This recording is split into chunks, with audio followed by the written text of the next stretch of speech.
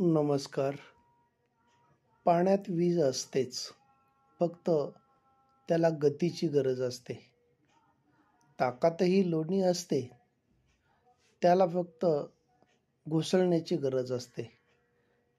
तसेच माणसाचे सुखही त्याच्याच जवळ असते, फक्त त्याला शोधण्याची गरज असते.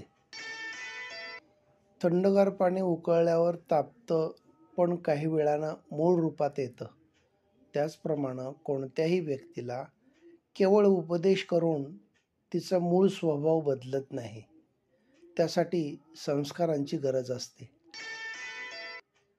या आधुनिक काळात आपण इतकी प्रगती केली आहे की हजारो किलोमीटर दूर अंतरावर असलेल्या व्यक्तीशी आपण सहज बोलू शकतो, परस्परांना थेट बघू शकतो.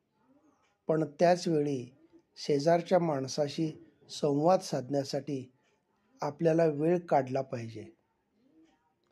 त्याच्या व्यथा आणि वेदना आपण समजून जाणून घेतल्या पाहिजेत. Life is never easy. We have to make it easy.